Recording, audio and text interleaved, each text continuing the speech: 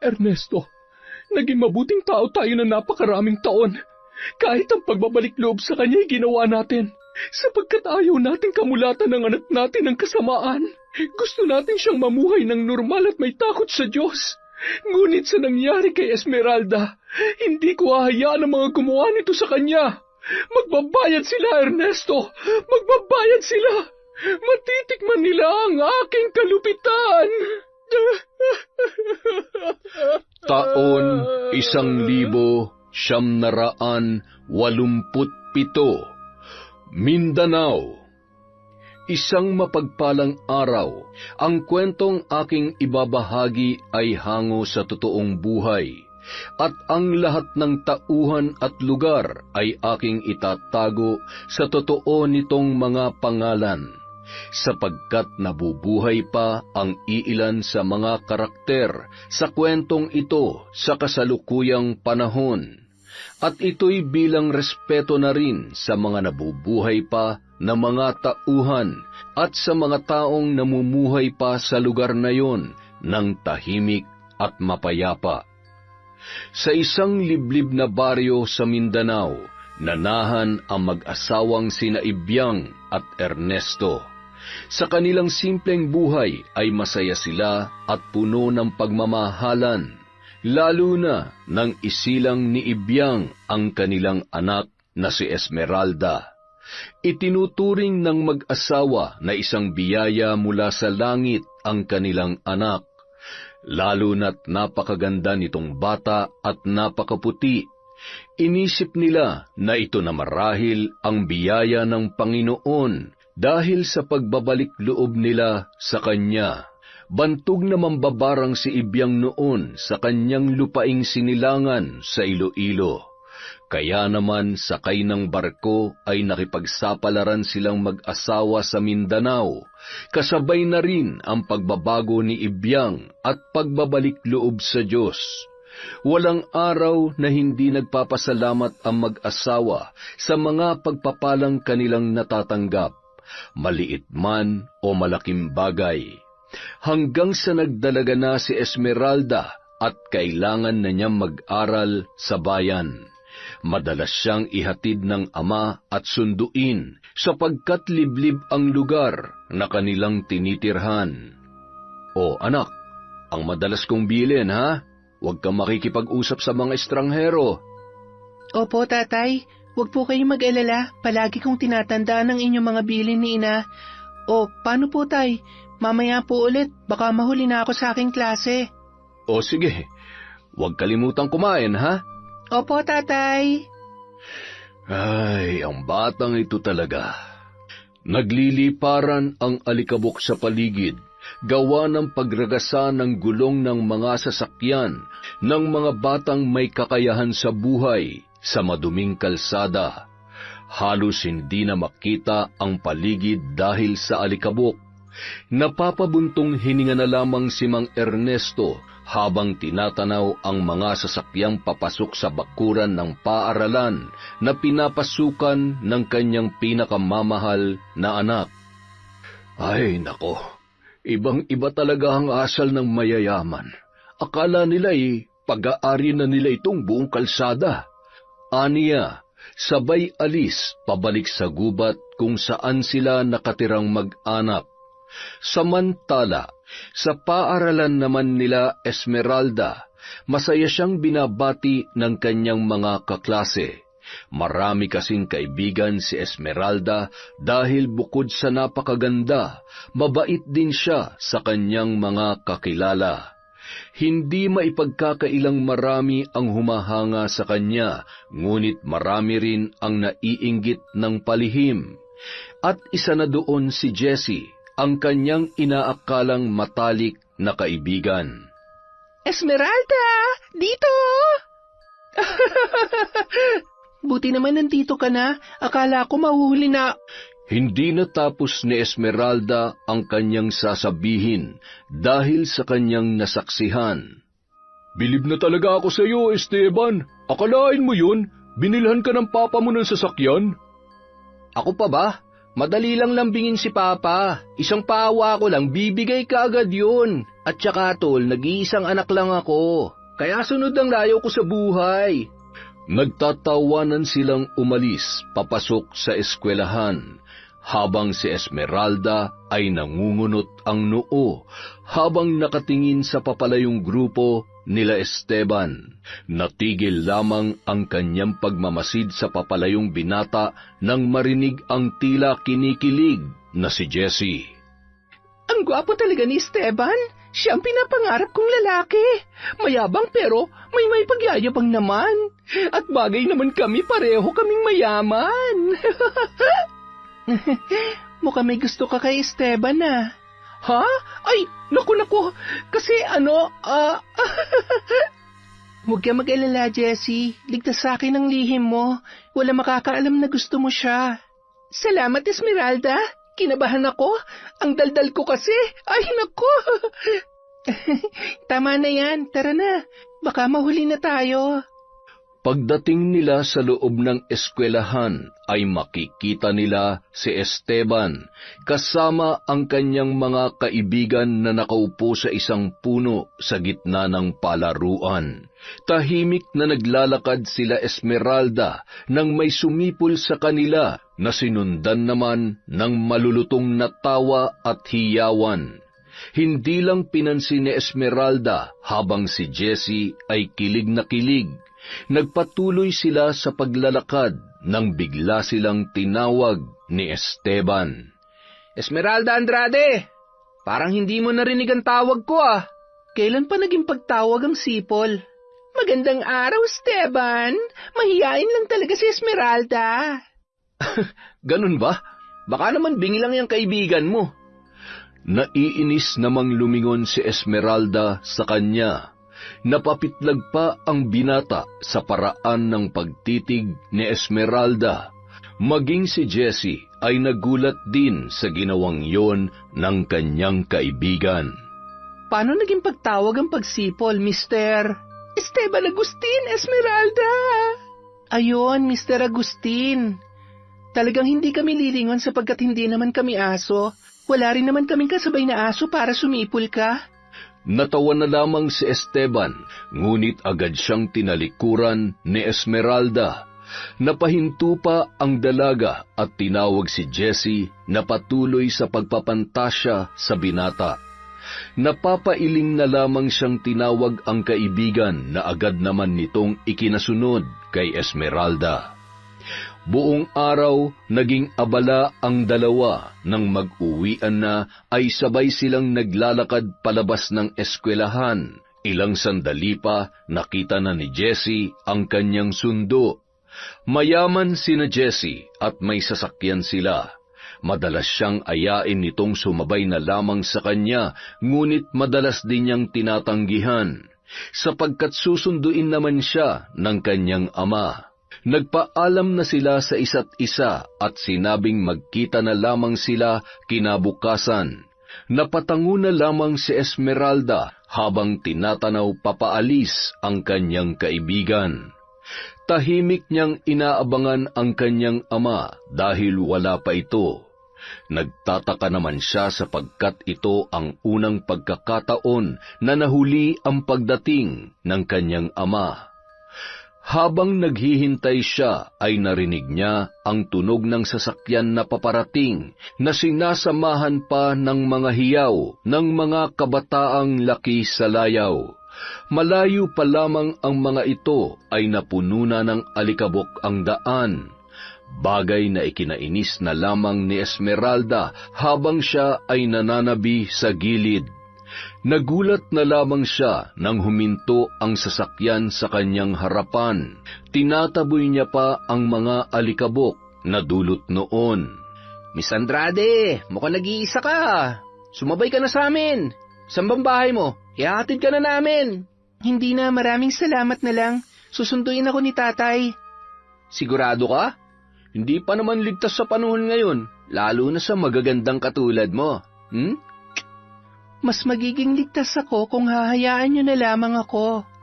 Biglang nagtawanan ang mga kasamahan ni Esteban. Pinagtatampal sila ng binata isa-isa. Natatawa rin ito dahil sa ginawa ng kanyang mga kaibigan. Pagkatapos noon, nakangisi niyang hinarap si Esmeralda na hindi naman nakatingin sa kanila. Ano, Miss Andrade? Hindi ka ba talaga sasabay? Kung hindi, mauuna na kami. Ikaw ang bahala. Ingat ka ha. Huwag kang aalis dyan hanggat wala ang sundo mo. Kita tayo bukas ha. At bigla nang pinaharurot ang sasakyan. Nakasunod naman ang dalawa pang sasakyan na pag-aari ng kanyang mga kaibigan. Nakasimangot na sinundan ng tingin ni Esmeralda ang papalayong sasakyan nang makita niya ang kanyang amang nakatingin din kina Esteban. Nakangiti siyang kinawayan ang kanyang tatay at tumango naman ito sa kanya.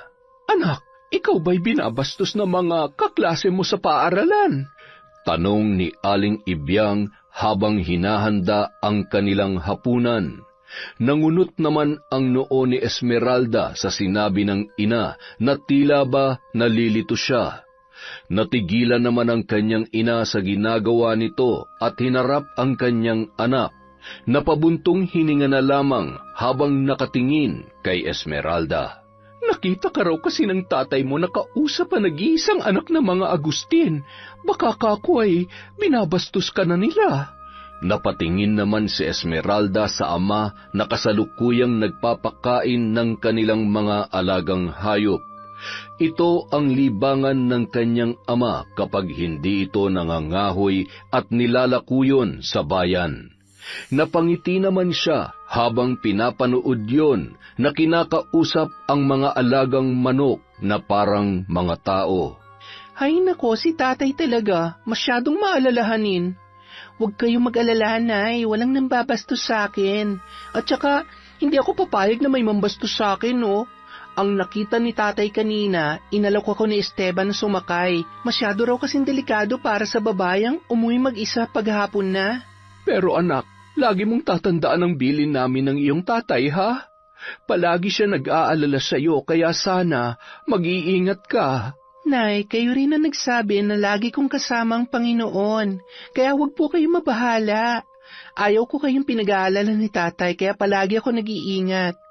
Napangiti naman si Aling Ibyang at ipinagpatuloy ang kanyang ginagawa. Si Esmeralda naman tinutukan na ang kanyang takdang aralin. Alam niyang nag-aalala ang kanyang ina, ngunit alam din niyang kasama niya ang Diyos araw-araw, kaya ligtas siya para sa kanyang pananaw. Kinabukasan, araw ng Biyernes, naging abala ang mga estudyante sa huling araw ng klase. 2 araw silang hindi magkikita at sigurado siyang magiging tambak din ang kanilang mga takdang aralin. Iba na kasi sa kolehiyo, mas mahirap siya sa sekundarya. Pasalamat si Esmeralda dahil isa siya sa mga napili ng paaralan na gawing iskolar. Matataas ang kanyang grado, kaya naman hindi nang hihinayang ang nagpapaaral sa kanya. Nakakapagod naman ang pagsusulit na yon. Hay nako, mas masarap pa rin ang high school, di ba Esmeralda? Hay nako, sinabi mo pa, Jessie. Hindi tulad ngayon, kailangan na talaga nating maging seryoso. Tama ka dyan. Halika doon tayo maupo. Pumwesto sila sa sementadong upuan at lamesa na nasa ilalim ng mga puno.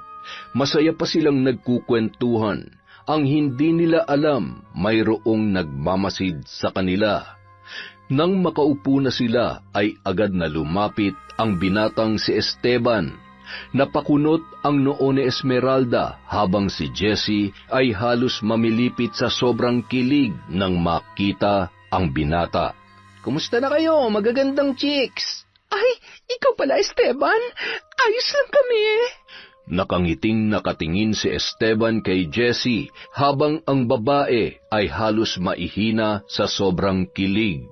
Samantalang si Esmeralda naman ay nakakunot ang noo habang nakatingin sa kaibigan na kalaunan ay sinipa niya ang paa sa ilalim ng lamesa. Rico, bakit ba? Para kang tanga. Kumalma ka nga lang. Jessie, pakilala mo nga sa akin yung kasama mo. Sayang kasi, maganda sana kaso parang may pagkamasungit lang. Nagbago naman ang ekspresyon ng mukha ni Jessie, ngunit hindi siya nagpahalata. Napapangiti siyang tumingin kay Esteban, ngunit ang mga mata ng binata ay nasa nakasimangot na si Esmeralda nakatingin. Hay nako Esteban, hindi ko na kailangan ipakilala si Esmeralda sa'yo. Kilala mo na siya, ano ka ba? Hoy Esteban! Pasensya ka na, Jessie. Natulala lang kasi ako dahil sa kagandahan ng kasama mo eh. Nanlalaki naman ang mga mata ni Esmeralda habang si Jessie ay nakasimangot na hindi nakikita ng kanyang mga kasama. Lihim na naiinis dahil ang tipo niyang lalaking si Esteban ay tila si Esmeralda ang napupusuan. Pwede ba tigilan mo nga ako, Esteban? Hindi ako katulad ng ibang babae na nakikilala mo na kapag nakita ka, para nang inuuso ka ng puwet. Mukha ngang kakaiba ka, Miss Andrade ah. Hindi ikaw yung tipo ng babae na madaling makuha sa isang kindat lang. Tama ba, Jessie? Ha? Oo, tama ka, Esteban. Hindi ko alam sa kaibigan ko kung bakit ganyan siya eh. Kasi kagalang-galang siya. Pwede ba tigilan mo nga ako? Halika na, Jessie. Ha? Ay sige, bye, Esteban! Hinablot ni Esmeralda papaalis si Jessie at tinanaw na lamang sila papalayo ni Esteban. Samantala, kinagabihan, may isang pusong sawi ang nababalot ng lungkot at pighati. Umaalingaw-ngaw sa loob ng kanyang silid ang pag-iyak na akala mo ay sawing-sawi.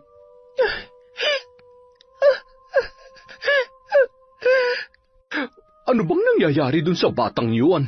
Bakit pa siya iyak ng iyak? Jessie? Bakit ka umiiyak, anak? Nang makaakyat sa ikalawang palapag ng bahay, kumatok siya sa pinto ng kanyang anak na kanina pa umiiyak. Nang hindi ito sumasagot, ay tinawag niya ang kasambahay para hingiin ang susi ng silid ni Jessie. Dali-dali namang kinuha ito ng katulong. Natataranta pa nang marinig ang boses ng kanyang matapobreng amo. Elsa! Bilisan mo naman ang kilos mo, napakabagal mo! Mamamatay na lang ang anak ko sa loob ay hindi ko pa mabuksan ang pinto! Ay, eto na po, ma'am. Estupida! Iabot mo na lamang ay tatanga-tanga ka pa! Akin na! Masamang nakatingin si Elsa sa kanyang amo na binubuksan ang silid ng anak. Kailangan pa niyang magtiis para mapaaral ang kanyang pamangkin. Nagtsatsaga lamang siya sa pamilyang yon para mapagtapos ang kanyang pinag-aaral. Jessie, anak, ano bang nangyayari sa'yo? Mama, hindi niya ako gusto. Ibang gusto niyang babae. Ha? Ay, sino ba yan? Si Esteban, Mama. Hindi ko kakayanin na may mahal siyang iba. Si Esteban? Yung anak ni Don Gustavo at Doña Amara? Ay nako, at sino naman ang babaeng natitipuhan niya? Muling napaiyak si Jessie. Agad naman siyang inalo ng kanyang ina at muling tinanong kung sino ang babaeng naging dahilan ng kabiguan ng pag-ibig nito kay Esteban. Jessie, anak, kung yang iniiyak-iyak mong bata ka, sinabi mo na sa akin kung sino, di sana'y magagawa na natin ang paraan ng problema mo. Sabihin mo sa akin kung sino't gagawa niya ni Mama ng paraan. Pero Mama, kaibigan ko po siya. Kung inaagaw ang pag-aari mo, anak, hindi mo kaibigan yon. At kung ang taong yon ay di nabibilang sa ating mundo, hindi kaibigan yon. Hindi natin pwedeng kaibiganin ang hindi nabibilang sa ating lipunang ginagalawan. Ano pong ibig niyong sabihin, Mama? Na hindi ka dapat nakikipagkaibigan sa mga hampas lupa, Jessie, dahil mga manggagamit sila. Kesa umiyak ka dyan, buti pa makipaglaro ka na lamang, anak. Makipaglaro, Mama? Ano pong ibig niyong sabihin? Kaibiganin mong lalaking gusto mo at siraan mo ang babaeng gusto niya. Pero Mama... Yan lang ang paraan para makuha mo ang gusto mong lalaki, Jessie. Pera na lang kung gusto mo magpatalo at umiyak na lang hanggat kaya mo. Pag-isipan mong sinabi ko, anak. Naiwang tulala si Jessie, ngunit nasa bahagi ng kanyang puso na maaaring tama ang kanyang ina. Kung sa ganitong paraan niya makukuha si Esteban, ay handa siyang hamakin ang kahit na sinuman. Samantala, masayang naghahapunan ang pamilya ni Esmeralda nang may panauhin silang hindi inaasahan. Nagulat si Mang Ernesto sa kanilang bisita at ganoon din sina Esmeralda at Aling Ibyang. Magandang gabi po. Sino sila? Anong kailangan mo? Nandyan po ba si Esmeralda? Napatingin naman si Mang Ernesto sa nakakunot ang noo na anak. Ni walang kahit anong ekspresyon sa mukha nito habang palabas ng kanilang kusina. Ang makikita mo lang sa mukha niya ay ang pagkagulat sa presensya ng kanilang bisita. Magandang gabi sa iyo, Esmeralda. Anong ginagawa mo dito? Paano mo nalaman tong bahay namin? Tinanong ko sa pinsan ko, yung kaklase mo.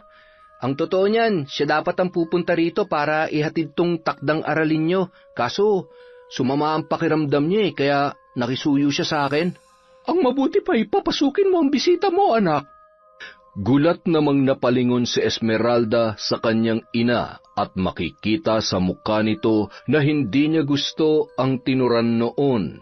Ngunit napangiti lamang si Aling Ibyang na nakatingin sa kanyang anak. Oo nga naman, mukhang malayo pa ang pinanggalingan ng kaibigan mong yan. Hindi ko po siya kaibigan. Mga mayayaman lang ang mga kaibigan niya. Grabe ka naman. Wala naman sa katayuan o estado ng buhay ang pakikipagkaibigan. Sige, para hindi ka na mainis. Eto na, yung notebook. Tapos aalis na rin ako. Pagpasensyaan mo na sana ang anak ko. Tumuloy ka muna't magkape. Pakiwari ko sabayan ka pa nagmula. Napatingin naman si Esteban sa nakasimangot na si Esmeralda. Lihim na lamang na napapangiti ang binata sa inaasal ng dalaga. Mukhang hindi nga ito ang klase ng babae na madaling makuha o mapaamo. Isa itong kagalang-galang na dalaga. Nung gabi rin yun, nagsimula na ang pagkakaibigan ni na Esmeralda at Esteban. Napatunayan nila pareho sa isa't isa na pareho silang mali sa unang pagkakakilala nila. Akala ni Esteban ay katulad si Esmeralda ng ibang babae na isang ngiti at isang kindat lang ay bibigay na kaagad. Ganoon din naman si Esmeralda. Akala niya kapag mayaman ay palaging nasa langit. May mga mayayaman din pala na katulad ni Esteban na hindi mapagmataas. Samantala, lumipas ang mga araw at linggo na madalas na isabay ni Esteban si Esmeralda. Naisip ng binata na para hindi na rin masyadong mapagod ang ama nito, kakahatid at kakasundo sa kanya. Medyo may kalayuan pa naman ang bahay nila Esmeralda sa bayan, kaya nagpresenta na siya na isasabay palagi ang anak nito. Nagpapasalamat naman si Mang Ernesto at Aling Ibyang kay Esteban sa kabutihan nito sa kabila ng kanilang magkaibang katayuan sa buhay. Tingnan niyo, si Esmeralda na ba tsaka si Esteban? Oo nga isang linggo ko nang napapansin na palaging sinasabay ni Esteban si Esmeralda Pero bagay naman sila, di ba? Pareho silang may magagandang muka. Natigilan si Jessie sa paglalakad nang marinig ang usapan ng mga estudyante. Isang linggo na rin siyang hindi nakikisabay kay Esmeralda. Kapag tinatanong siya nito kung anong dahilan, sinasagot niya lang parati na kailangan niya magseryoso sa pag-aaral dahil ang ilan sa kanyang mga subject ay mababa ang grado.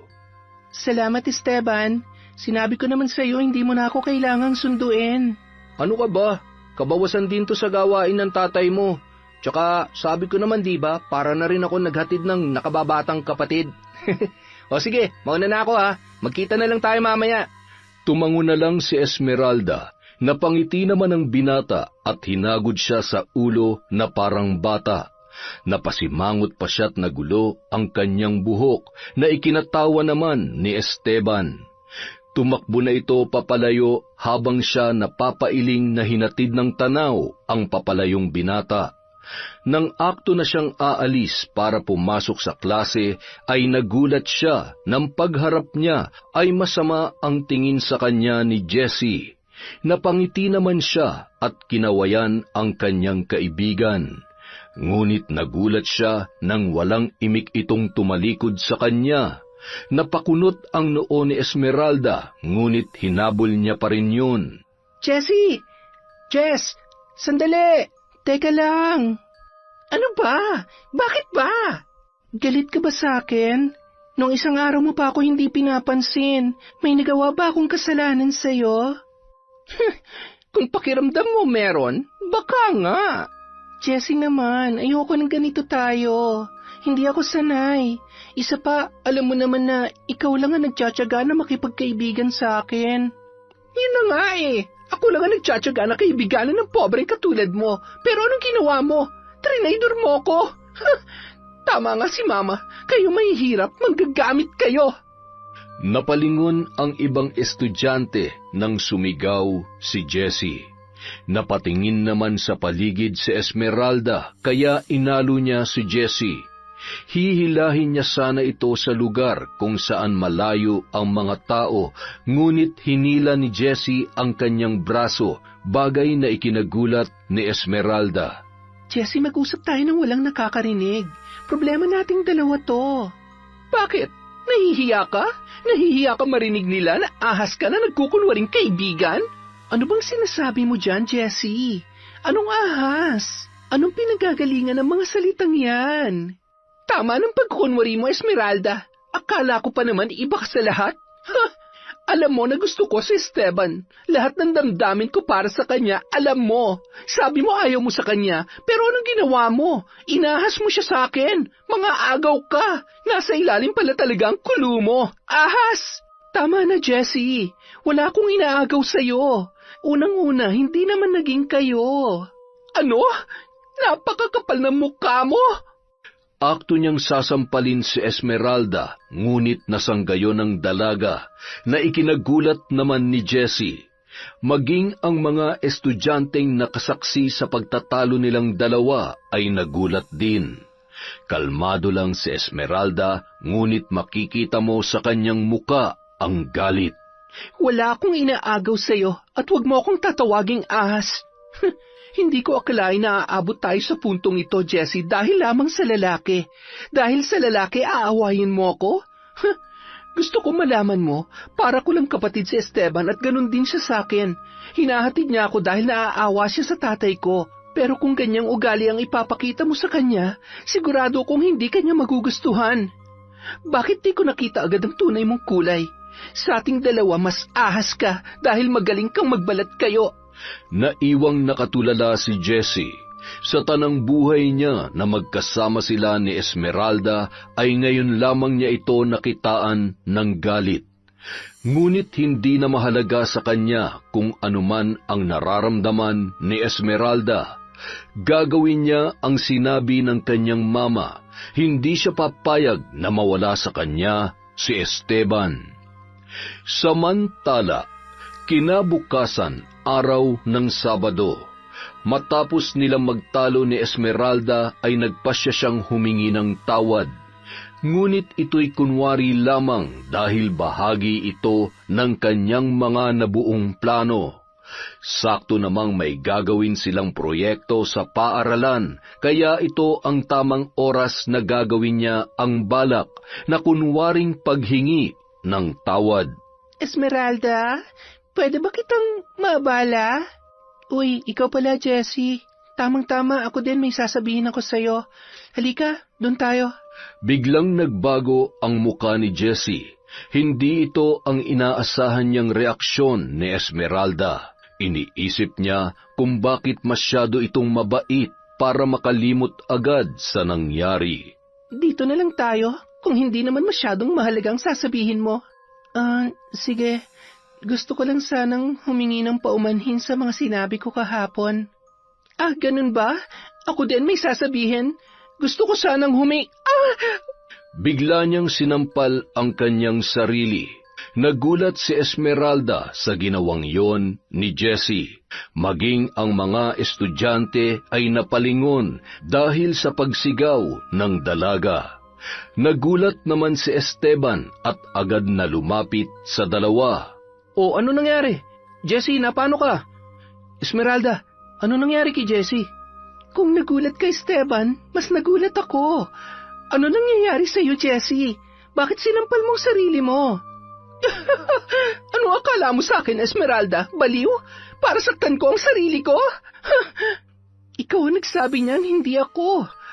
Ganito ba talagang nagagawa ng pag-ibig? Maiwan ko na nga kayo dyan. Hinatid nilang dalawa ng tingin ang papalayong si Esmeralda, habang si Jessie ay lihim na nakangiti. Sa isip niya, ito na ang simula ng pagkasira ng kanyang kaibigan. Gagawin niya lahat, mapasa kanya lamang si Esteban. Ayos ka lang ba, Jessie? Nagbago na talaga si Esmeralda. Hindi na siya katulad ng dati. Hindi na siya yung mabait na kaibigan ko. Nagkakamali ka, Jessie. Siya pa rin si Esmeralda. Baka naman ikaw ang nagbago. Nginitian siya ni Esteban at biglang umalis. Tila nataranta naman si Jessie at agad na hinabol ang binata. Hinawakan niya ito sa braso na agad namang ikinahinto ni Esteban. Pwede ba, Jessie? Kung sisiraan mo lang sa akin si Esmeralda, wag mo nang ituloy. Dahil mas kilala ko siya higit sa pagkakakilala mo sa kanya. Ano ba talagang nagustuhan mo sa pobreng yon? Wala nga siyang yaman katulad ng sayo, pero mayroon siyang yaman na wala ka. Pagmamahal ng pamilya, Jessie. Lalong sumidhi ang galit ni Jessie kay Esmeralda, hanggang sa dumating na siya sa punto na sukdulan na ang kanyang kasamaan. Pinadukot niya ito at ipinabugbog. Matindi ang paghihirap na ginawa ng mga inutusan ni Jessie kay Esmeralda. Dinala nila ang babae sa isang gubat. Nawalan ng malay noon si Esmeralda na nakahandusay sa damuhan. Tinanong ng isang lalaki kung ano ang kanilang gagawin, at nanlaki ang kanilang mga mata nang sabihin ni Jessie na hubaran ang dalaga at kanilang tabihan. Teka, sobra naman yata yan, Jessie. Wala naman sa usapan natin yan At saka, ayaw ko masira ang kinabukasan ko dahil dyan. Ani ng lalaki na agad namang sinang-ayunan ng iba pa.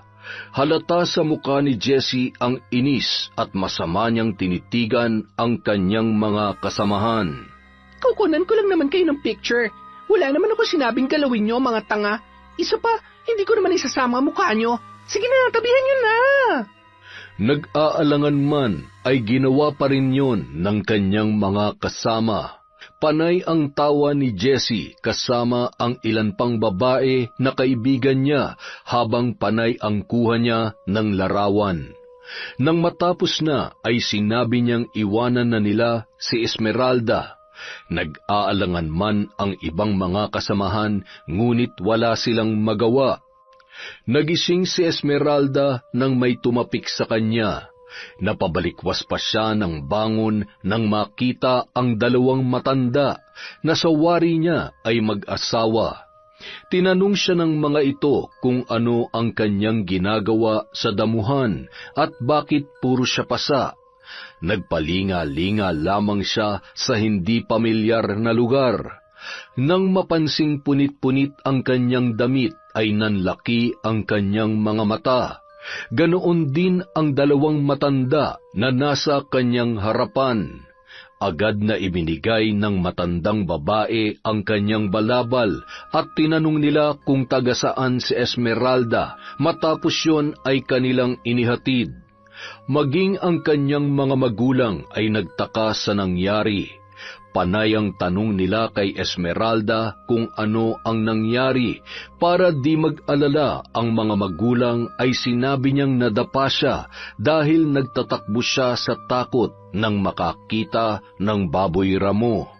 Kinabukasan, nagtataka si Esmeralda kung bakit ang sama ng tingin ng mga estudyante sa kanya.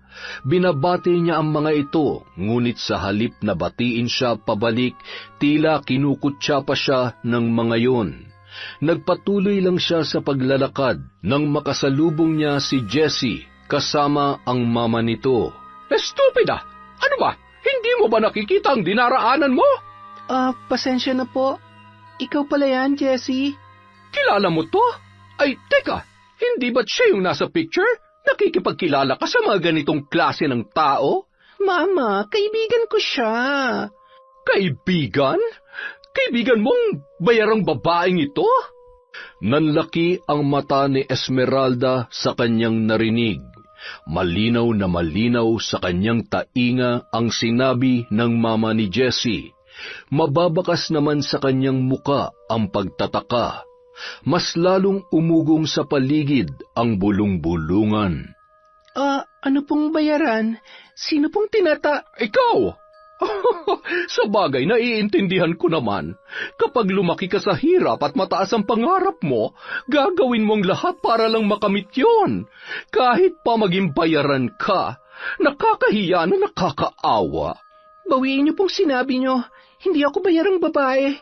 Kahit mahirap lang kami, marangal ang aming pagkatao. Marangal? Ano yan? Tingnan mo nga yung mga picture na yan. Pinulot ni Esmeralda ang mga larawan at maging siya ay nagulat sa kanyang nakita. Nakahiga siyang nakahubad ang uniforme at may katabi siyang dalawang lalaki na hindi nakikita ang muka. Nanlalaki ang kanyang mga mata na tumingin sa paligid. Kaya pala kakaiba ang pagtrato sa kanya ng mga estudyante. Jessie, ikaw ba may gawa nito? Sabihin mo, ikaw ba? Ano bang sinasabi mo dyan? Sagutin mo ang tanong ko. Ikaw ba may gawa nito? Jessie, wala namang tao sa paaralang ito ang may malaking galit sa akin kundi ikaw. Huwag mong idadamay ang anak ko sa kalandian mo. Hindi pa natatapos magsalita si Esmeralda ay sinampal na siya ni Aling Merna. Sandali! Ano nangyayari dito? Ma'am, ang tandaan niyo na po, pumapatol kayo sa bata. Teka, ang dami mong pasa, Esmeralda. Napakasama mo, Jessie. Alam ko na ikaw may gawa nito. Sigurado yan. Sumusobra ka na sa pambimintang mo, ha? Ang mabuti pa, umamin ka na malandi ka. Hinablot ni Jessie si Esmeralda. Tumulong din ang kanyang ina. Inawat naman sila ni Esteban pero nakialam ang mga tauhan ng nanay ni Jessie. Kinaladkad nila sa gitna si Esmeralda at ang ibang estudyante ay naawa sa dalaga at sinabi kay Jessie na hayaan na lamang yon.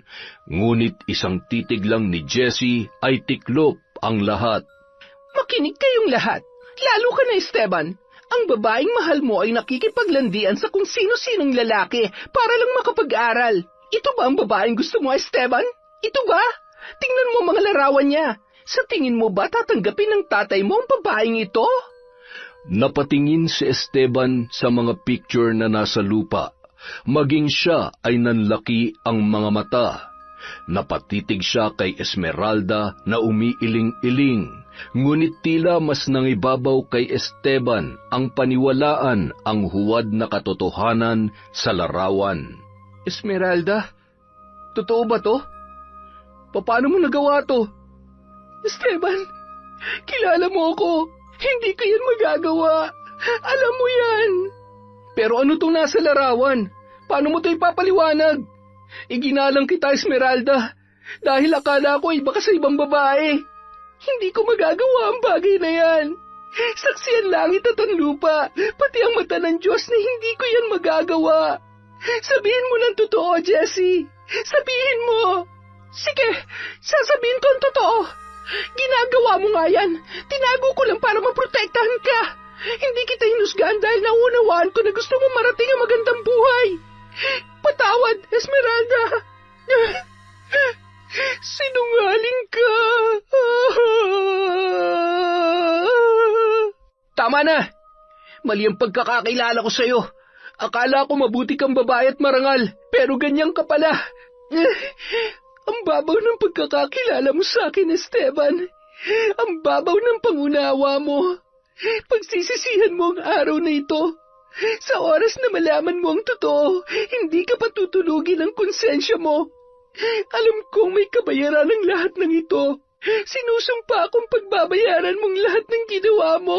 Hanggang sa pagtanda mo. Wala kang kaligayahang matatanggap sa buong buhay mo. Mabubuhay ka ng puno ng lungkot, bigati at puro pasakit ang dananasin mo. Tandaan mo yan, Jessie! Pagdating sa bahay, nagulat sina Mang Ernesto at Aling Ibyang nang makita ang anak na puno ng putik at dumi ang kanyang damit. Gulo-gulo ang buhok at punit-punit ang uniforme. Napatakip ng kanyang bibig si Aling Ibyang, habang si Mang Ernesto naman ay dali-daling tumakbo, papalapit sa tila wala sa sariling naglalakad na si Esmeralda. Anak, Esmeralda, ano nangyari sa'yo? Bakit ganyan ang damit mo? Agad na tanong ni Mang Ernesto kay Esmeralda pagkalapit nito sa kanya. Ngunit walang imik lang na naglalakad ang babae, tila ba nagpipigil ng kanyang iyak. Nanatiling nakakuyom ang kanyang mga kamao at nanginginig na lalong nagpapakaba sa dalawang matanda. Anak, narito kami ng nanay mo. Sabihin mo kung ano nangyari. Napaupo si Esmeralda at nagsimula ng umiyak. Hinagod naman ng dalawang matanda ang kanyang likod at sinabing sila ay kanyang kakampi anuman ang mangyari. Nang marinig ni Esmeralda ang sinabing yun, ay umiyak na siya ng napakalakas. Napakasama nila. Magbabayad sila. Ang sasama nila. Magbabayad sila. Kinuha ni Aling Ibyang ang larawan na hawak ni Esmeralda at nanlaki ang kanyang mga mata sa kanyang nakita. Napatakip ng bibig ang ina habang si Mang Ernesto naman ay napakuyom ang mga kamay dahil sa galit. Magbabayad kayo sa pagsira niyo sa buhay ko. Alam ng Diyos na hindi ko ito magagawa, pero bakit hinayaan niya akong malugmok ng ganito? Bakit? Anak ko, Esmeralda, ano ba nangyari sa iyo? Magsalita ka. Anak, sino bang may kagagawan nito? Ano nangyari? Ibyang, hindi tayo papayag na basta na lamang ganito. Kailangan may gawin tayo. Ernesto, naging mabuting tao tayo ng napakaraming taon. Kahit ang pagbabalik loob sa kanya ay ginawa natin, sapagkat ayaw nating kamulatan ng anak natin ang kasamaan. Gusto natin siyang mamuhay ng normal at may takot sa Diyos. Ngunit sa nangyari kay Esmeralda, hindi ko hahayaan ang mga gumawa nito sa kanya. Magbabayad sila, Ernesto. Magbabayad sila. Matitikman nila ang aking galit. Sandali lang, Ibyang. Hindi ito ang tamang paraan. Magsumbong tayo sa mga pulis, sa mga kinauukulan. Masakit man, Ernesto. Ngunit walang batas at hustisya para sa ating lahat sa buhay. Ang hustisya ay para lang sa mayayaman, sa kung sino ang nasa itaas. Magbabayad ang may gawa nito. Ipaparanas ko sa kanya ang tindi ng paghihirap. Naririnig ko ang hinaing at sumpa ng iyong anak, Erneng. Ibibigay ko ang kanyang kahilingan kahit na mapunta pa ako sa impyerno. Alam ko, mauunawaan ng Diyos ang puso ng isang ina, katulad ng pagbibigay niya ng puso niya sa atin bilang ating ama. Ibiyang, asawa ko. Esmeralda. Kinagabihan, ginawa na ni Aling Ibyang ang kanyang ritual para sa kanyang mga abyan o saluguron na 17 taong mahigit niya nang itinatago. At dahil sa kasamaan ng ugali ng iba, ay muli niyang binuhay ang natutulog na dyablo sa kaibuturan ng kanyang pagkatao. Nagsuot siya ng damit at balabal na itim, nagsindi ng mga kandilang itim at pinatayo sa sahig na hugis bilog. Sinilip muna niya ang mag-ama sa labas. Nakahiga at tulala si Esmeralda, habang si Mang Ernesto naman nakaupo sa gilid ng papag at hawak ang kamay ng nag-iisa nilang anak. Napatingin si Mang Ernesto sa kanyang asawa. Nababalot ng lungkot ang kanyang mga mata. Alam niya na ayaw na sana ni Aling Ibyang balikan ang masamang gawain na pambabarang. Ngunit sa pagkakataong ito ay wala na siyang magagawa. Napatangong isinara ni Aling Ibyang ang pinto. Ito ay para harangan ang kabutihang nagnanais sirain ang kanyang gagawin. Alam kasi niyang mananalangin ang kanyang asawa at ayaw niyang makapasok ito sa loob ng silid. Nakita pa niyang napayuko si Mang Ernesto bago tuluyang isinara ang pintuan. Diyos ng kadiliman, pakinggan ang aking dalangin. Bigyan mo ko ng kapangyarihan para parusahan ang mga taong nanakit sa aking anak. Panginoon ng kadiliman, dinggin mo ang iyong abang lingkod. Umusal ng panalangin hindi maintindihan si Aling Ibyang, at tila ba sumasabay sa hangin ang kanyang panalangin habang siya ay nakadipa. Umihip pa ang malakas na hangin kasabay ng kanyang nakakatakot na orasyon. Sino mang nanakit sa aking anak, tanggapin mo ang pahirap na kanyang hiniling. Damhin mo ang pasakit at ipagkaloob ang kanyang sumpa. Iluluwa mo ito tuwing sasapit ang 6:00. Dadamhin mo ang hirap hanggang sa sumapit ang nakatakdang panahon. Namayagpag ang hangin sa kalupaan. Maririnig ang tawa sa malaking bahay ng mga sanwakin. Halakhak na nababalot ng tagumpay sa pagsira sa buhay ng isang inosenteng bata dahil sa kasakiman ng mag-ina. Malamang hanggang ngayon, anak, nagluluksa pa rin ang babaeng yon. Hindi ko mailarawan ang mukha niya kanina. Mama, hindi ba't parang sobra naman yata yung ginawa natin? Kung hindi mo gagawin yon, makukuha mo ba sa Esteban? Natural hindi, Jessie. Dahil kung iisipin mo, kung sa kagandahan lang ay walang-wala ka kay Esmeralda, yaman lang ang meron tayo. Sa tingin mo, kung hindi natin ginawa yon, mapapasayo ba si Esteban? Ano?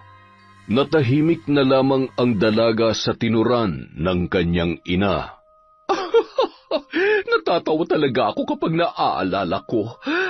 Ay, ganyan ang nagagawa ng pera, Jessie anak. Kaya nating makuha mga bagay na gusto natin.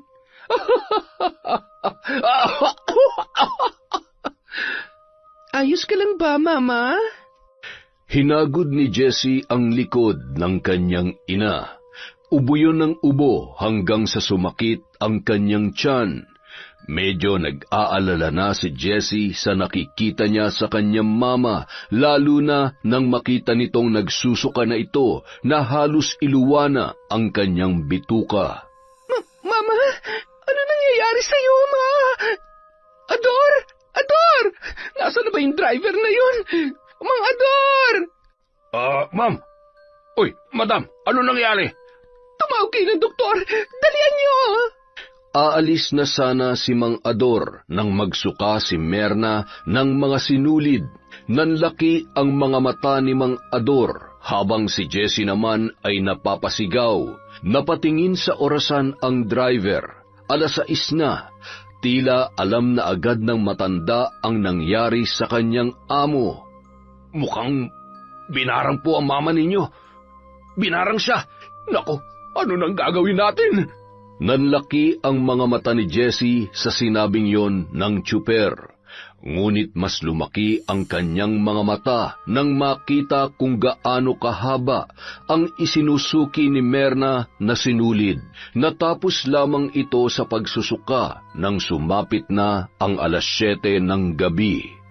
Agad nilang tinulungan tumayo ang kanyang mama at inihiga sa kama. Mabilis siyang nagpatawag ng doktor para sumuri sa kanyang ina. Samantala, 1 buwan nang hindi nakikita si Esmeralda sa kanilang paaralan. May bahagi ng puso ni Esteban na nag-aalala. Hindi niya alam, ngunit may bahagi sa utak niya na pinagsisisihan niyang hindi muna pinakinggan ang dalaga. Samantala sa bahay nila Aling Ibyang, gumagawa siya ng mga gamot na gagamitin para sa kanyang pambabarang.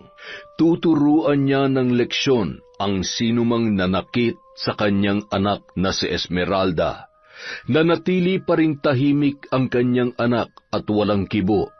Ang dating masayahing bata ay naging malungkutin na.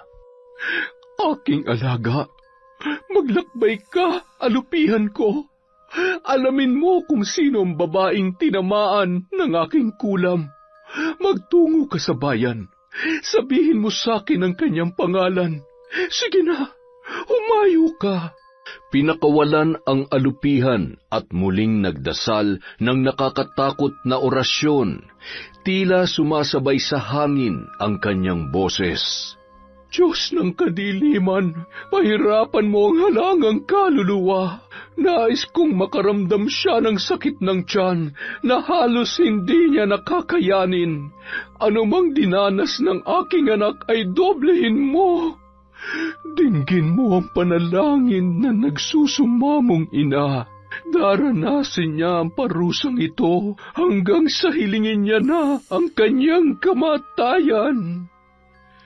Nagkagulo ang tahanan ng mga Sanwakin nang binulabog ng malakas na sigaw ni Merna. Dali-dali namang pumunta si Jesse sa silid ng kanyang ina. Walang doktor ang makapagsabi kung anong klaseng sakit ang dumapo sa matanda. Kaya sinukuan na nila ito. Ayaw din naman magpatingin ng ginang sa albularyo dahil umano ayaw na ayaw niyang mahahawakan siya ng kahit na sinong hampas lupa. Nagulat si Jesse na nagsusuka na naman ang kanyang ina, ngunit puro itim na parang putik ang inilalabas nito. Mama! Mama! Ay, naku po, Diyos ko! Ano nangyayari? Teka, Mama! Mang Ador, tumawag ka ng albularyo! Nasa ganung tagpo si Jesse nang dumating si Esteban kasama ang pamilya nito. Maging sila ay nagulat din sa nasaksihang kaganapan. Sinabi ng ama ni Esteban na magpatawag ng doktor. Sabi ni Jesse, nakailang doktor na sila, ngunit walang nakakaalam sa sinapit ng ina. Kaya nagpatawag siya ng albularyo. Natigil lamang ang kanilang usapan nang sumigaw na naman si Merna. Dali-dali silang pumasok sa silid at halos himatayin ang ina ni Esteban sa kanyang nasaksihan na halos naliligo na sa putik ang matandang babae. Mama! Samantala, sa bahay nila Aling Ibyang, Halika, mahal kong alaga. Ngayon, ibulong mo sa akin kung sino ang taong tumanggap ng aking parusa.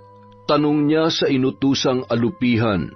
Mababakas sa kanyang muka ang saya nang malaman kung sino ang taong nanakit sa kanyang anak. Ang dating maamong muka ni Aling Ibyang ay nawala na. Animoy dyablo na siya kung ngumiti. Ang kanyang mga mata ay hindi na kasing ganda nung siya ay nagbalik loob sa Diyos. Ang iyong kasamaan na magpapahamak sa iyo. Gisingin mo ang diablong natutulog sa katawan ko. Damhin mo ang bagsik ko, ang bagsik ng paghihiganti ng isang ina. Sa tuwing sasapit ang 6:00, hindi lang sinulid ang isusuka mo. Itinaas niya ang bote at inilagay ang mga bubuyog. Maririnig ang tawa sa loob ng silid ni Aling Ibyang.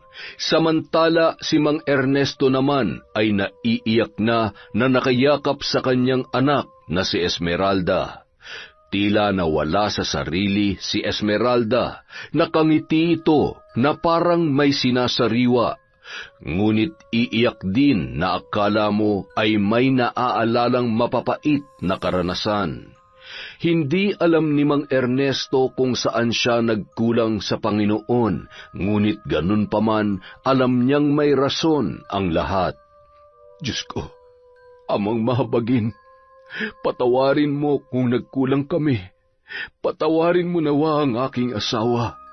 Nagagawa niya lamang ito sapagkat siya'y nasaktan dahil sa sinapit ng aming anak. Kaya gusto lamang niya maghiganti.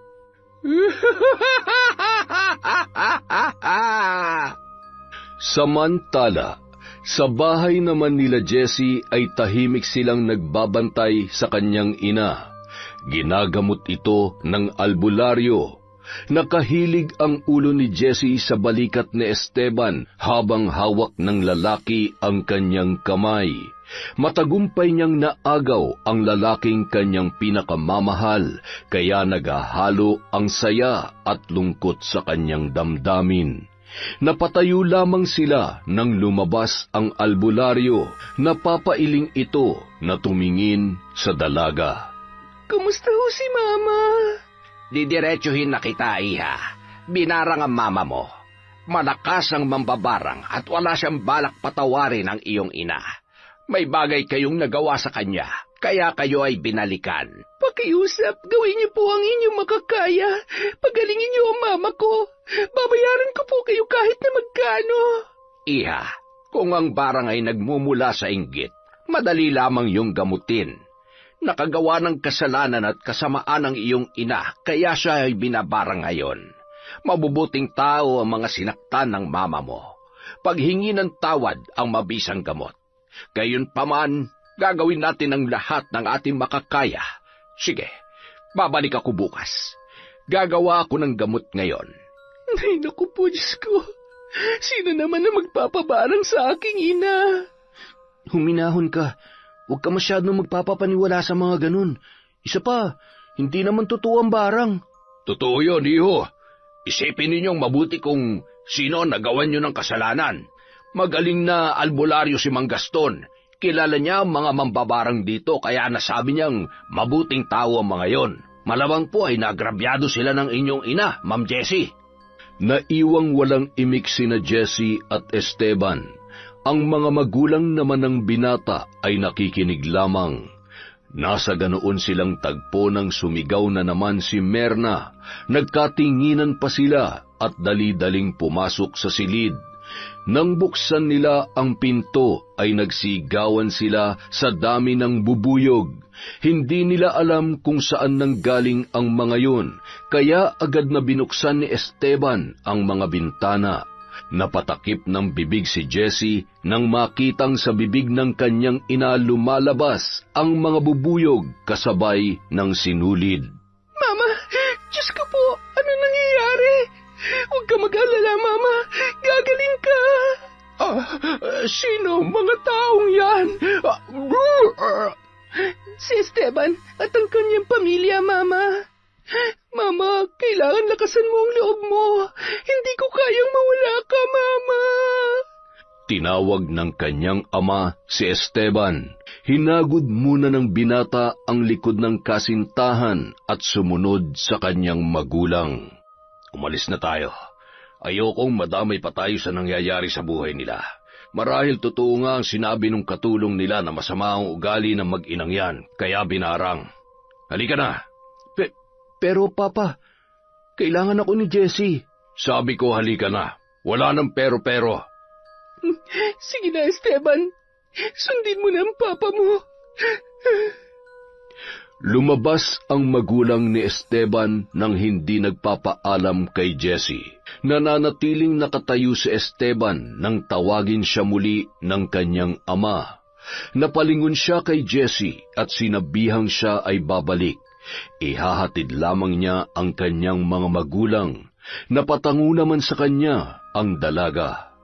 Mama, sa tingin ko si Esmeralda. Humingi na po tayo ng tawad sa kanila at aminin natin ang totoo. Nahihibang ka na ba?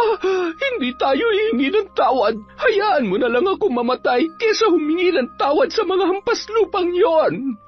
Pero Mama, hindi rin po ako magiging masaya kung mawawala kayo sa buhay ko. Jessie, anak. Mama, pakiusap. Hindi na makapagsalita pa si Merna dahil panay ang kanyang pagsuka ng sinulid. Hindi naman tumitigil sa pag-iyak si Jessie habang nakikitang nahihirapan ang kanyang ina. Nakapagpahinga lamang ito nang sumapit na naman ang 7:00 ng gabi. Nakatulog yun ng mahimbing, dala ng matinding pagod. Pinagmasdan ni Jessie ang kanyang ina. Nangayayat na ito at namumutla. Hindi na ito ang kanyang dating mama na maganda at sopistikada. Ngayon ay parang butot balat na lamang si Aling Merna. Kinabukasan, muling bumalik ang albularyo para gamutin ang ina ni Jessie. Natutulog pa ito nang siya ay dumating. Pinapasok naman ni Elsa si Mang Gaston. Si Jessie ay naghahanda na para pumasok sa paaralan at susunduin ni Esteban. Habang naghahanda ang dalaga, ay naririnig niya ang sigaw ng kanyang ina mula sa silid nito. Kaya naman dali-dali siyang nagtungo sa kanyang mama. Naabutan niyang nakatayo lang sina Mang Gaston at Elsa habang pinagmumumura ng kanyang ina. Mama, tama na po. Sabihin mo sa akin, sino ang hampas lupang yan? Mama, siyang gumagamot sa inyo. Gumagamot? Ang hampas lupang ito? Ay, nako. Mamamatay na lamang ay masama pa rin ang ugali.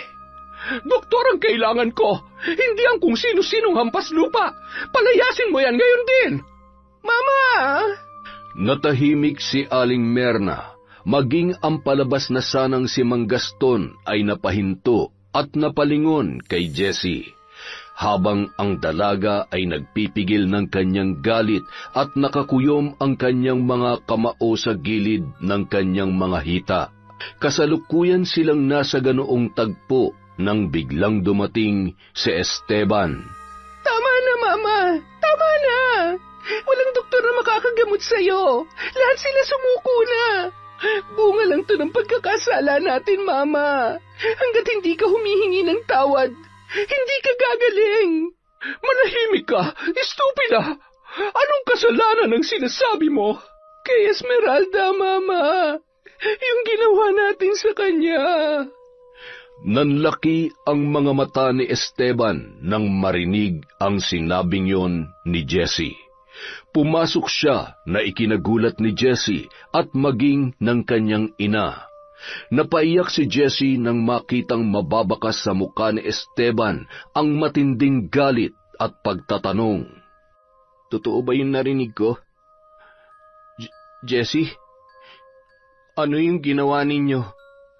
Bago pa man makapagsalita si Jessie, ay sumigaw na si Merna. Nanlaki ang mga mata ni Jessie nang makitang lumolobo ng hugis bilog ang balat ng kanyang ina. Maging si Esteban ay nagulat din sa kanyang nakita. Agad na lumapit si Mang Gaston sa ginang at dali-daling ginamot ang lumolobong balat ni Aling Merna na namumula at tila puputok na. Samantala, sa bahay naman ni na Esmeralda ay tila mayroong natutuwa sa nangyayari sa ina ni Jessie. Ito na ang pighating hinahangad ng anak na maramdaman ng kanyang dating kaibigan.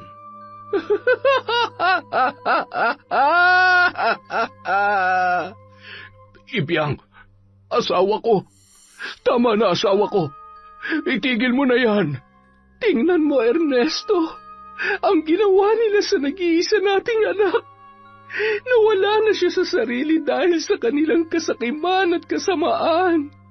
Sa tingin mo ba, kapag tumanda tayo't namatay, ano ang mangyayari sa kanya?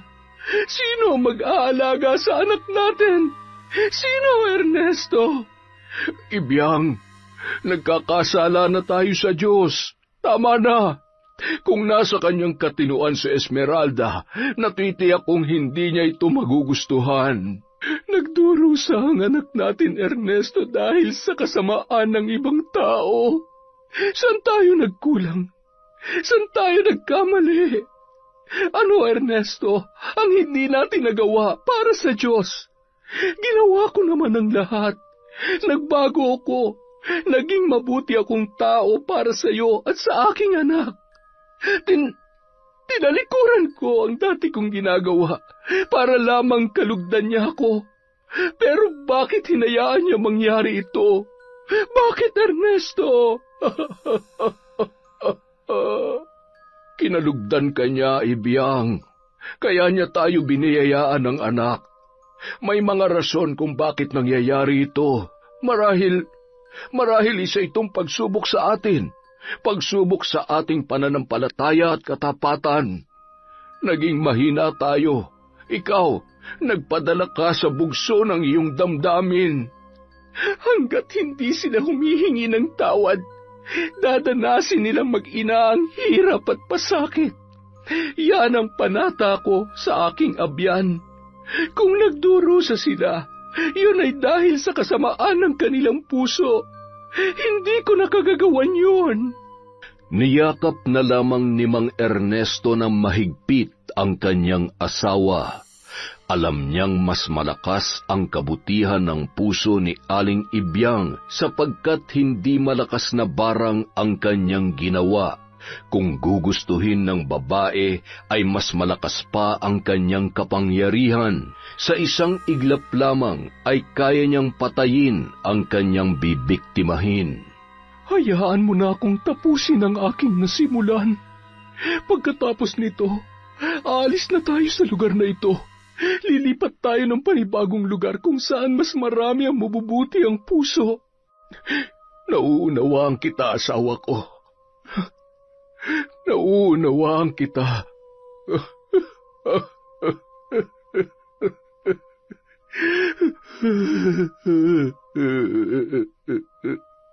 Samantala, sa bahay naman ng mga San Joaquin, bumugso ang galit ni Esteban para kay Jesse.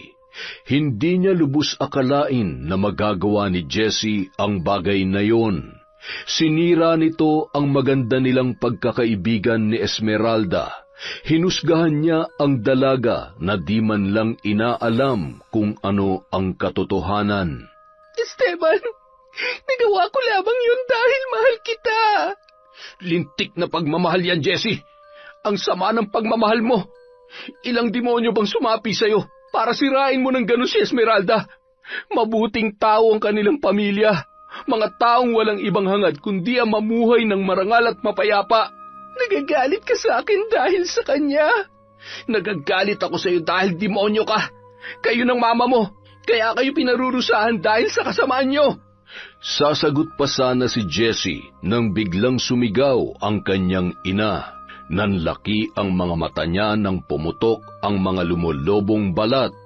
Mas nagulat sila dahil umuusok pa yon na tila binuhusan ng asido.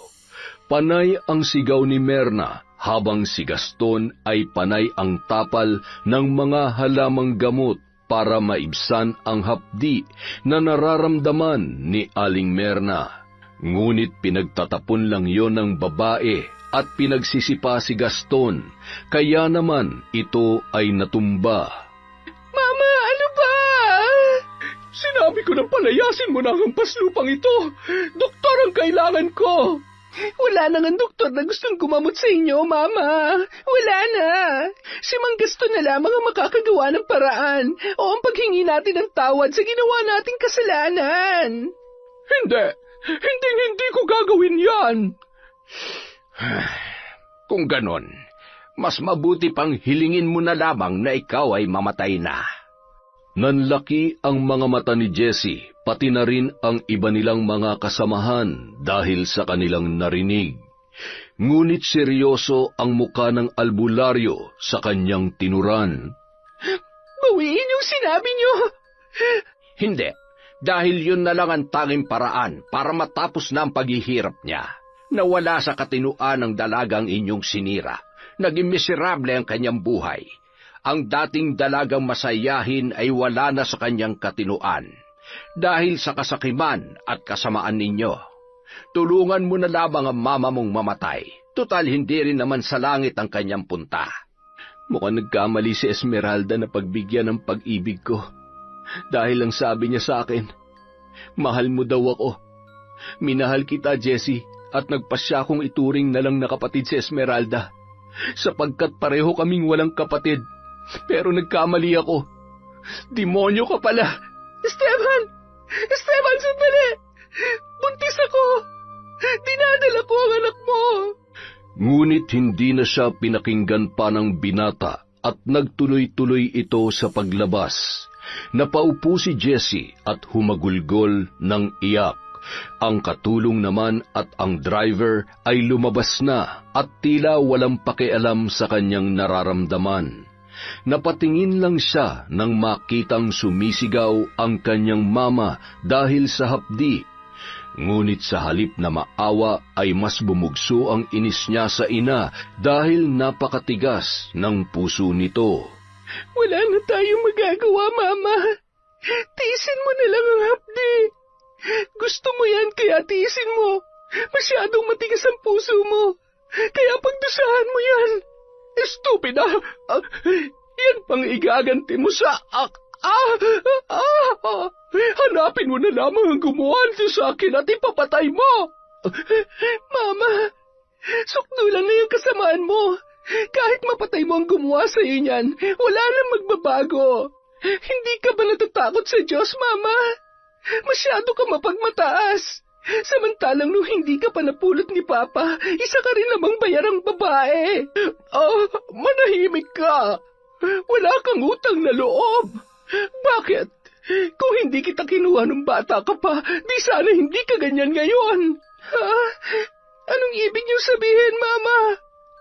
Hindi kita tunay na anak. Anak ka ng papa mo sa kanyang kirida. Pero ganun pa man, minahal at binigyan kita ng marangal na buhay. Napaupo si Jessie dahil sa kanyang narinig. Nagsisigaw si Merna dahil muling lumobo ang kanyang balat at pumuputok na nagdudulot ng hapdi. Pagsapit ng 6:00 ay muling nagsusuka ng sinulid si Merna na sinasabayan ng maraming bubuyog. Dali-daling binuksan ni Jessie ang mga bintana, saka lamang niya napagtanto na magtatakip silim na pala. Napalingon lang siya sa kanyang mama nang sumigaw ito. Nanlaki ang kanyang mga mata nang makita ang mga uod na di niya alam kung saan nanggaling. Samantala, nagtungo naman si Esteban sa bahay ni Mang Ernesto. Kasalukuyan noong nagpapakain ng manok ang matanda habang si Aling Ibyang naman ay inaalagaan si Esmeralda. Nakaupo sila sa balkonahe ng kanilang kubo habang sinusuklayan ang nawawala sa katinuang anak. Nagulat si Mang Ernesto nang siya ay makita, habang si Aling Ibyang naman ay walang reaksyon ang muka. Mas nagulat si Mang Ernesto nang lumapit sa kanya si Esteban na umiiyak sabay luhod. Patawarin niyo po ako, Tatay Ernesto. Patawad po kung hindi ko naprotektahan si Esmeralda. Wala po akong alam. Kung hindi pa sinabi ng albularyo ang nangyari, hindi ko po malalaman. Hindi nagsalita si Mang Ernesto Nakatingin lang siya kay Aling Ibyang na nakatingin din sa kanila. Maya-maya, tumayo ang ilaw ng tahanan at biglang nagsalita. Tingnan mo ang kasakiman nila. Dahil doon nawala sa katinoan ang anak ko. Mahirap lang kami pero marangal ang aming pagkatao. Dito namin piniling manahan sa liblib na lugar na ito sapagkat ayaw namin makasakit ng iba. Ngunit masyado silang malupit, mapagmataas, at masyadong makasarili. Tingnan mo ang anak ko. May babalik ba nila ang dati niyang sigla? May babalik ba nila ang dati niyang mga ngiti? Bilang isang ina, ako'y naghihinagpis sa sinapit ng aming nag-iisang anak. Hindi niyo alam kung paano namin hiningi ang batang ito sa Diyos, tapos sisirain lang ng mga sakim ang kanyang buhay. Nay, pinagsisisihan kong naniwala ako sa kanila. Alam po ng Diyos na nagsisisi ako. Nay, pakiusap bigyan niyo ako ng pagkakataong makausap si Esmeralda. Nagsusumamo po ako, Nay. Hindi na umimik si Aling Ibyang at tumalikod na lamang.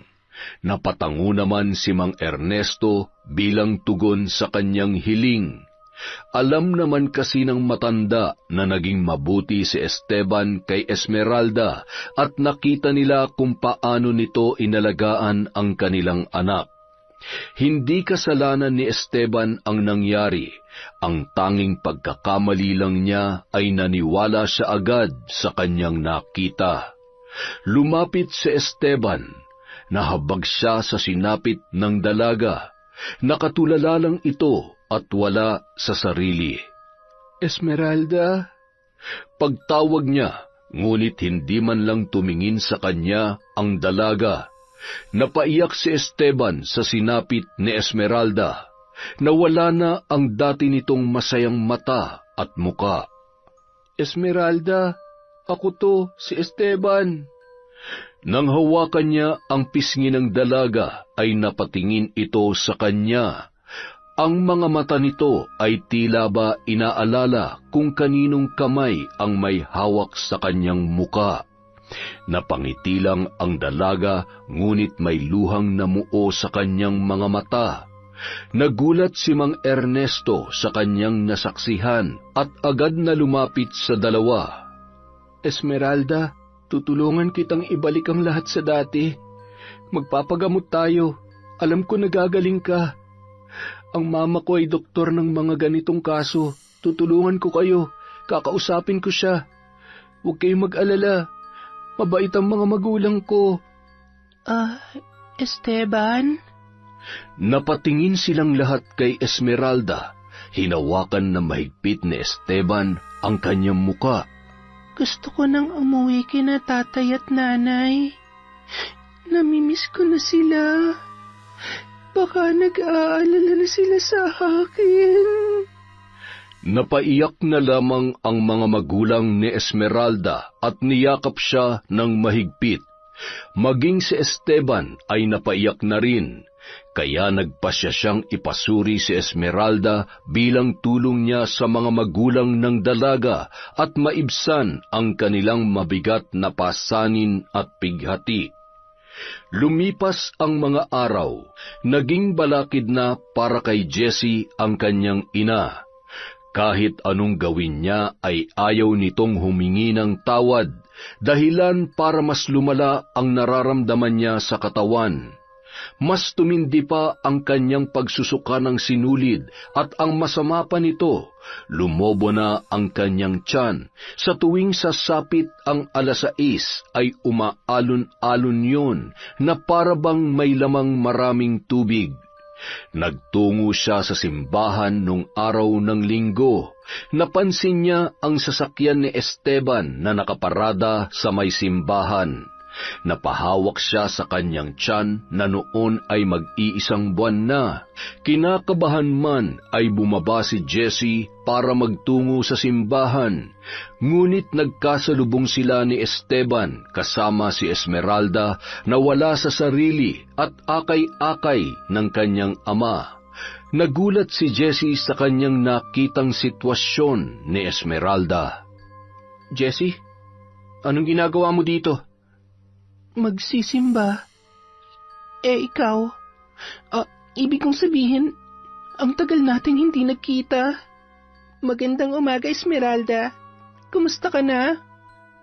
Hindi ka niya makikilala, Jessie. Ito naging epekto kay Esmeralda ng ginawa niyo ng mama mo. Wala na siya sa kanyang sarili. Napatakip ng bibig si Jessie dahil sa kanyang narinig. Nakaramdam siya ng matinding pagsisisi. Hindi niya alam na hahantong sa ganoon si Esmeralda. Masama rin talaga ang kanyang ginawa.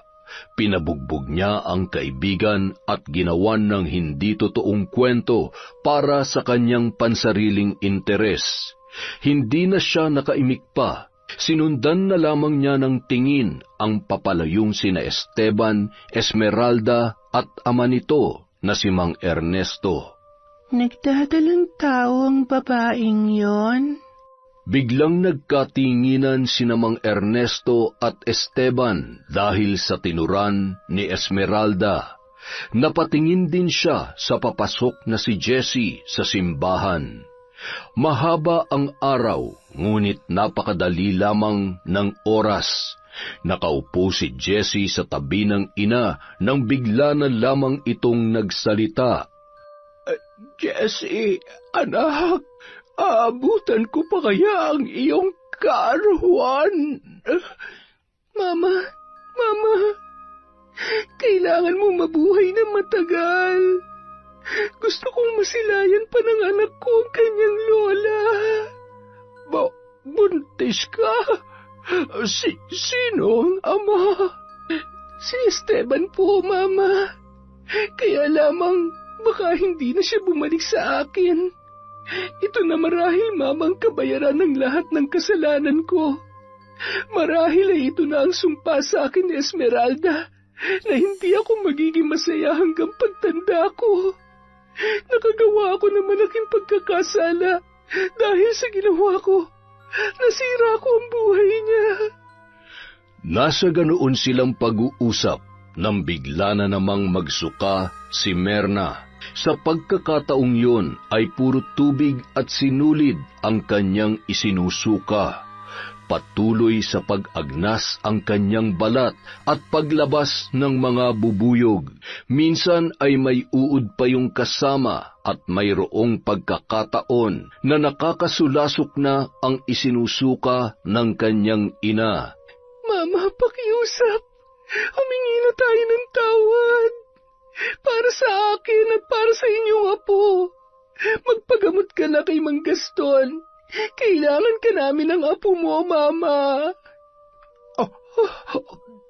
Anak, tama ka. Hihingi na tayo ng tawad sa kanila. Kinabukasan, inimbita ni Jessie ang pamilya ni Esmeralda sa kanilang bahay. Ayaw pa sanang sumama ni Aling Ibyang, ngunit nakiusap ang dalaga dahil hindi na umano nakakalakad ang kanyang ina. Animoy butot balat na lamang ito. Kasama si Esteban, nagpunta sila sa bahay nila Jessie. Inalalayan ni Esteban si Esmeralda dahil wala ito sa kanyang sarili. Kasabay nilang dumating ang manggagamot na si Mang Gaston. Napatingin lang siya kay Aling Ibyang at yumuko ng bahagya. Napayuko lang din ang ginang bilang tugon kay Mang Gaston. Tuloy po kayo. Maraming salamat po sa pagpapaunlak. Dito po tayo sa silid ni Mama sa itaas. Sumunod naman sila kay Jessie. Maganda ang bahay ng mga San Joaquin. May malaking sala sa itaas at sa ibaba. Nilibot nila ang paningin sa kabuuan ng tahanan. Mababakas sa lugar na yon ang lungkot. 1 buwan na lang at sasapit na ang Pasko. Ilang buwan din ang paghihirap na dinanas ni Aling Merna. Maiiwan dito sa labas ang aking anak. Ako na lang at ang aking asawang papasok sa loob, kasama ang albularyo. Sige po. Papasok na sana sila nang tawagin siya ni Esmeralda. Nakatingin ito ng diretso sa kanila. Napatakip naman ng bibig si Aling Ibyang. Nay, patawarin na po natin sila. Magpapasko na po. Panahon po ng pagmamahalan. Panahon na rin po siguro upang tayo'y magpatawad. Dali-daling tumakbo si Mang Ernesto at Aling Ibyang para yakapin ang kanilang anak. Tanging iyak nila ang maririnig sa buong kabahayan ng San Joaquin. Hinagod ni Aling Ibyang ang nakatulalang si Esmeralda. Alam niya nagagaling ito at nagpapasalamat siya sa Diyos dahil naging mabuti pa rin ito sa kanila. Lalo na sa kanya sa kabila ng kanyang nagawa.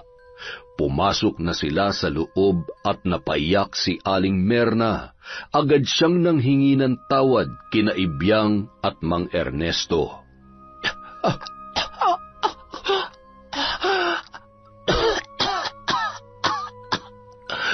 Alam kong malaki ang pagkakasala ko.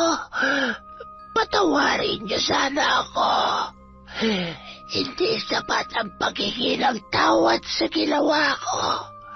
Pero sana'y mapatawad niyo kami ng anak ko. Sa Panginoong Diyos ka humingi ng tawad. Nang sa ganun ay amin ka ring mapatawad. Pagsapit ng 6:00, isasagawa natin ang panggagamot. Sumapit na nga ang nakatakdang oras nang magsimula ng magsuka si Merna. Ginamot siya ni Mang Gaston habang inaalis ni Aling Ibyang ang kanyang mga itinanim. Inalis niya ang sinulid at ang mga bubuyog. Ngunit laking gulat niya nang magsuka ito ng uod at lumobo ang kanyang tiyan. Napatingin siya sa tiyan ni Merna. Napatingin siya sa mga uod at kay Gaston. Napatingin din ang albularyo sa kanya. Hindi ako may gawa nito. Hindi ako humantong sa ganito. May iba pang mambabarang na sumabay sa ginagawa ko. Kung ganoon, sa tingin mo, sino? Taong mas matindi ang galit. Ilang taon niya na yung kinikimkim. Mukhang naririto siya. Naintindihan ni Mang Gaston ang kanyang sinabi, kaya agad na ipinatawag nito si Elsa. Nagkunwari namang nagtataka ang babae, ngunit diniretso siya ni Aling Ibyang. Huwag mong isadlak ang buhay mo sa nagliliyab na apoy. Naroon na ako. Madilim, mainit at walang humpay na paghihirap. Dalisay ang Panginoon. Nakikita niya ang iyong paghihirap. Habang maaga, itigil mo na. Alam kong laging masama akong amo, Elsa. Patawarin mo na ako. Pero gusto kong malaman mo na nagpapasalamat ako na hindi mo ko iniiwan. Nagagawa ko lamang yun dahil sa pagmamahal ko kay Jessie. At natatakot akong mawala siya. Alam ko na ikaw ang kanyang ina. At alam ko, ikaw ang minahal ng aking asawa. Patawarin mo na ako. Napatayo si Jessie nang malaman ang totoo. Napuno ng luha ang tahanan ng mga San Joaquin ng mga sandaling yun. Nagkapatawaran, humingi ng tawad at muling nangibabaw ang pagmamahalan. Delikadong barang ang ginawa ni Aling Elsa, ngunit sa tulong ni Aling Ibyang at Mang Gaston ay natanggal din ito. Nung mga oras na yon ay nangibabaw pa rin ang kapayapaan. Sa paglipas ng panahon, nagpatuloy naman ang gamutan ni Esmeralda hanggang sa bumalik na siya sa katinuan. Ikinasal sina Esteban at ang kanyang kasintahan na si Jessie. Muling naging matalik na magkaibigan ang dalawa. Sa bahay naman nila Jessie, nagtrabaho si Aling Ibyang kasama ni Aling Elsa at mabait na si Aling Merna. Taon 1,088. Ikinasal sina Esteban at Jessie at ito rin ang taon na isinilang ang kanilang anak. Samantala, si Esmeralda naman ay nakapangasawa na rin at naging masaya ang kanilang pamilya. Yun! Maraming salamat po sa pakikinig. Pasensya na po kayo ngayon. Marami lang po tayong ginagawa kaya hindi po tayo makakapag-shoutout. Pero wag po kayo mag-alala. Lahat po na nagpapa-shoutout, inililista po ni Kwentong Enteng. Hindi man sa susunod na video, sinisiguro ko po na sa mga susunod pa, masa-shoutout po kayong lahat. Hanggang sa muli, maraming salamat mula sa Kwentong Enteng.